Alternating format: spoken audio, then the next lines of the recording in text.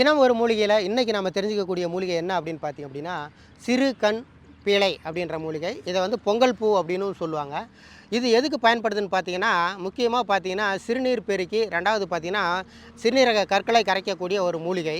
இது எல்லாருக்கும் தெரிஞ்ச விஷயம். இன்னொரு விஷயம் என்னன்னு பார்த்தீங்க அப்படின்னா, பெண்களுக்கு பார்த்தீங்கன்னா இந்த பெரும்பாடுன்னு சொல்லுவாங்க. அதாவது அதிகமாக உதிரப்போக்கு போய்கிட்டே இருக்கும். இது மாதிரியான பிரச்சனையில் பாதிக்கப்பட்டவங்களுக்கு இந்த சிறு கண் பீளை அதோட பூவு அதே அளவுக்கு பனை வெல்லம் போட்டு நல்லா இடிக்கணுங்க. நல்லா இடித்து அதை வந்து நம்ம வந்து ஒரு உருண்டையாக கல்க மாதிரி எடுத்து வச்சுக்கணும்.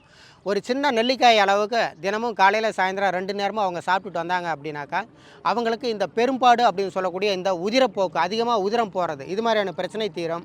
அதே மாதிரி இந்த சிறுநீர் கழிக்கும்போது பார்த்திங்கன்னா அந்த நீர்க்கடுப்புன்னு சொல்லுவாங்க. அந்த சிறுநீர் கழித்து முடிச்சதையும் பார்த்திங்கன்னா நீர்த்தாரை கடுமையாக எரிச்சலாக இருக்கும். இது மாதிரியான பிரச்சனைகளை பாதிக்கப்பட்டவங்களுக்கு இப்போ நான் சொன்ன வழிமுறை சூப்பரான பலனை தரும்.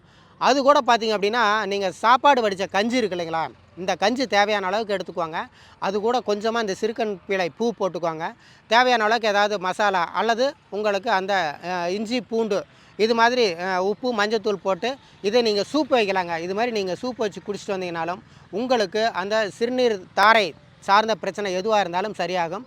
கற்கள் அதாவது சிறுநீரக கற்கள் உங்களுக்கு நிச்சயமாக எந்த சூழ்நிலையிலும் உங்களுக்கு உற்பத்தி ஆகாது. அப்படிப்பட்ட ஒரு சிறப்பான மூலிகை தான் இந்த சிறு கண் பீளை.